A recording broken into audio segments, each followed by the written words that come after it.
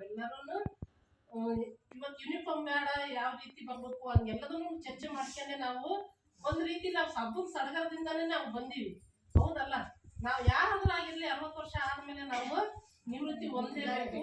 ಆಮೇಲೆ ನಾವು ಮಾಡೋಂಥ ವೃತ್ತಿ ಜೀವನದಲ್ಲಿ ನಮ್ದು ಇದು ಹೆಂಗಿರ್ತೀವಿ ಅನ್ನೋದ್ರಲ್ಲೂ ಎಲ್ಲರಿಗೂ ನಾವು ಇದಾಗಿರೋದು ಒಳ್ಳೆ ರಾಜ್ಯಕ್ಕೂ ಆಗಲ್ಲ. ಹೌದಾ?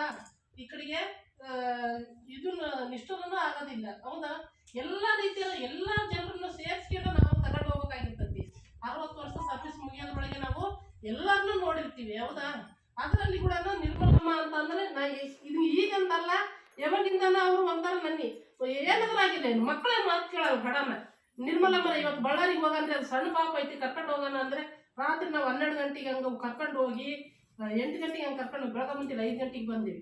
ಅವ ಭಾಳ ಹುಷಾರಿದ್ದಿಲ್ಲ, ಬೆಂಗಳೂರಿಗೆ ಹೋಗ್ಬೇಕಾಗಿತ್ತು. ನಮ್ಮ ಮನೆಯದ್ದು ಬೇರೆ ಕೆಲಸ ಐತಿ, ಮತ್ತೆ ಕರ್ಕೊಂಡು ಹೋಗಕ್ಕಾಗಲ್ಲ ಅಂದ್ರೆ ನಿರ್ಮಲಮ್ಮನ ಬೆಂಗಳೂರಿಗೆ ಹೋಗಂದ್ರಿ ಅಂತಂದ್ರೆ ಅವಾಗ ಕೂಡ ನನ್ನ ಜೊತೆಗೆ ಒಂಥರ ಆತ್ಮೀಯರಾಗಿ ಸಂಬಂಧಿಕರ ಅಕ್ಕ ತಂಗಿಯರು ಹೆಂಗಿರ್ತೀವಲ್ಲ ಆ ರೀತಿ ಬಾಂಧವ್ಯದಾಗ ಅವ್ರು ನಮ್ಮನ್ನು ಬೆಳೆಸ್ಕೊಂತ ಬಂದರು.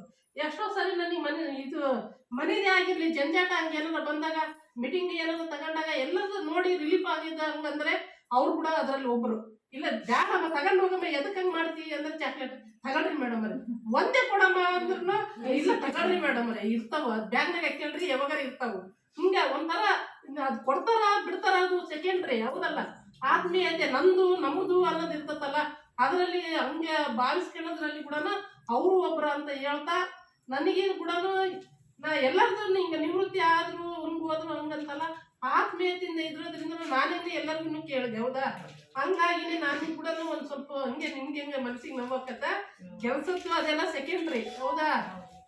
ಅದು ರಕ್ತ ಸಂಬಂಧ ಆಗಿರ್ಲಿ ಬಾಂಧವ್ಯ ಆಗಿರ್ಲಿ, ಒಂದ್ಸರಿ ಏನಾದ್ರು ಮನುಷ್ಯ ಒಬ್ರು ಹಚ್ಕೊಂಡಪ್ಪ ಅಂದ್ರೆ ಬಹಳ ಇದಾಗ್ತದೆ. ಹಂಗೆ ಅದರಲ್ಲಿ ಕೂಡ ಇವರು ಒಬ್ರು ಅಂತ ನಾನು ಹೇಳ್ತಾ ಅವ್ರಿಗೆ ಜೀವನದಲ್ಲಿ ಅವರಿಗೆ ಆರೋಗ್ಯ ಐಶ್ವರ್ಯ ಕೊಟ್ಟು ದೇವರು ಕಾಪಾಡಲಿ, ಹೆಚ್ಚಿನ ರೀತಿಯಲ್ಲಿ ಅವ್ರಿಗೆ ನೆಮ್ಮದಿ ಕೊಡಲಿ ಅಂತಂದೇಳಿ ನಾನು ಆಶಿಸ್ತಾ ಈ ಮಾತನ್ನು ಮುಗಿಸ್ತೀನಿ.